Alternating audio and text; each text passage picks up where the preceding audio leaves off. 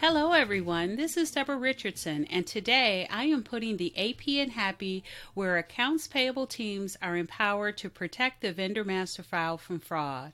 This podcast will give a voice to accounts payable team members by talking about the growing reality of cyber attacks in their world and which vendor setup and vendor management techniques they can apply to protect the vendor master file from fraud. Today's podcast episode is brought to you by the Authentication, Validation, and Management Toolkit for those AP vendor maintenance teams that still have a mostly manual process and need fraud prevention at each critical step of the vendor maintenance process. Go to deborahrrichardson.com to see the authentication techniques, internal controls, best practices, and what template forms, vendor communications, and desktop procedures are included. For those of you with partially or fully manual vendor setup and maintenance processes, you may receive a vendor packet complete with all the required supporting documentation to set up a new vendor or change an existing vendor. The question is, are you protecting the vendor-sensitive personal information contained on those forms? Keep listening.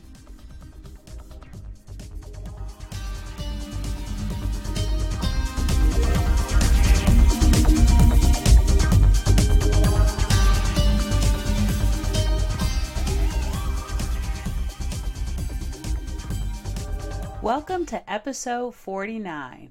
Protect your vendor's sensitive data from being exposed on desks, printers, and file cabinets. Okay, so for those of you that are still partially or fully manual, I get it. You're very happy when you get a vendor packet that is complete, one that has your vendor setup form if you have one, a W-9 and a W-8 if you haven't combined them into a substitute form, a banking form or the banking on the vendors or the vendor's bank letterhead. Other information can also be included, such as insurance certificates or a contract or statement of work to support payment terms.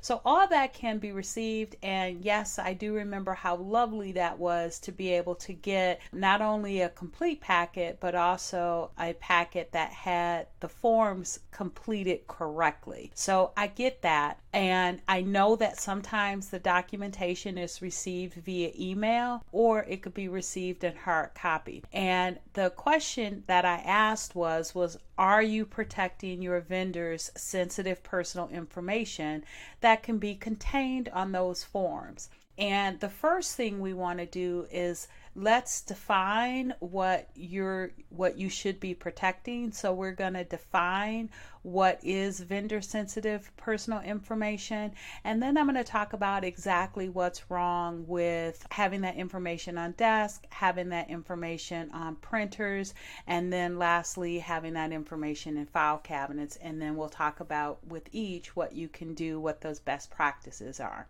Taking a look at what is vendor sensitive personal information, and there are really three things.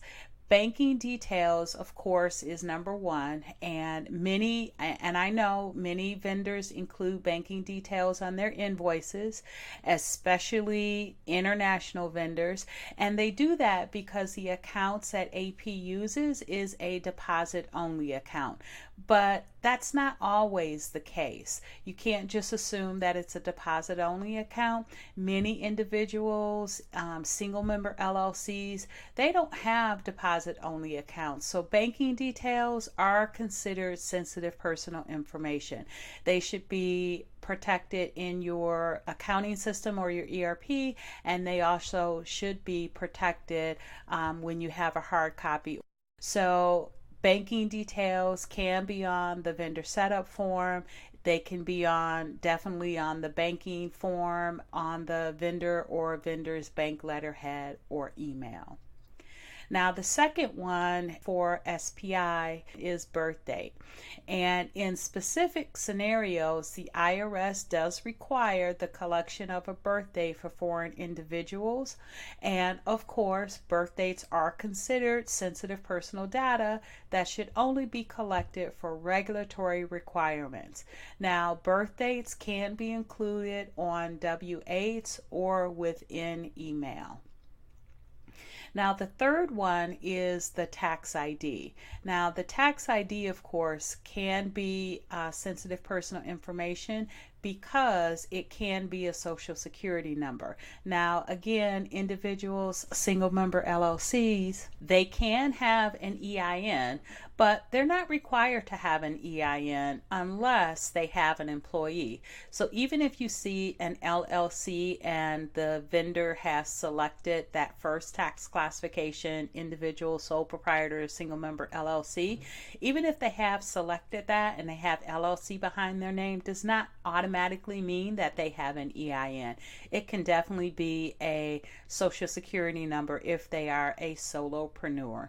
And also, the other reason too is that ERPs or accounting systems really only have one field for tax identification number, and that tax ID again can be a SSN or a EIN. And so even within your ERP system, you need to consider that as SPI, vendor sensitive personal information. So even within your ERP, you need to consider that SPI. And so that tax ID, as you know, can be on the vendor setup forms. It can definitely be on the W-9 or W-8. It can be within contracts, and in certain positions, I've asked for the tax ID to be on the contract. So if we don't get it by any other means, at least we have it on the contracts. So it can be there. And then again, it can also be an email. So just to recap, the banking details, the birth date, the tax ID are all considered vendor sensitive personal information, or SPI, and need to be protected within your accounting system and ERP. And then they also need to be protected on your desk, on printers, and also in file cabinets. Let's start talking about those now. So, desk. What's wrong with desk? I know what you're saying. We have to review it, right? And yes, I would say you do definitely have to review it, especially if you receive it hard copy, but you definitely don't want anyone else viewing it when it's not necessary. So leaving SPI on your desk gives access to other employees that may not have the company's best interests at heart. So we all know about occupational fraud. So it is a real thing. And so if you're sitting at your desk, that information needs to be protected. So the best practice is, if the documentation came to you via email, most companies now have 2 monitors. Request a privacy monitor screen for both monitors. You can use that to review the vendor's documentation, and that will ensure some privacy. Now, if you only have one monitor, shrink the electronic documents on the screen so that you can look at them side by side on the same screen. Another best practice, if you received hard copies, you can scan those hard copies in. Take them to the printer, and I'll have more on the printer later. But scan them in. You want to verify the sheets were successfully sent. Then place the hard copies in the shred bin, not that blue recycle container under your desk, because it's still out there. You want to put it in a recycle container that has a lock on it. And most companies should have that available for you. But if you've got the old school shred, you can do that as well. Now, how do you check to make sure that your employees or that your AP folks are actually taking the precautions to not leave that vendor SPI on the desk? One of the things I've done in the past is to implement a random desk audit process. And I know it sounds like a lot, but this can be monthly or any interval that you choose. In the past, I've done that monthly. So if you have a large team, you can also identify a rotating set of desk auditors can check desks. for any obvious vendor SPI left in plain view. You don't want to rifle through drawers, don't have them going through binders. The point is to put employees in a mindset of secure behavior, so you let them know that that random desk audit process is out there. It's random, so they don't know when it's coming. And then the employees will get in this mindset of secure behavior and of get into the habit of making sure their desk is clear of vendor sensitive personal information, or SPI, before they leave for the day. You want to perform the random audit either before the employees come in or after they leave for the day. And here's a tip. I would even include passwords, anything that you want to make sure the employee doesn't leave around on their desk for anyone to see, which will stop those passwords from being on sticky notes at the bottom of monitors or on their cubicle walls. So include anything else that you want to make sure the employee is taken in consideration for secure behavior throughout the day.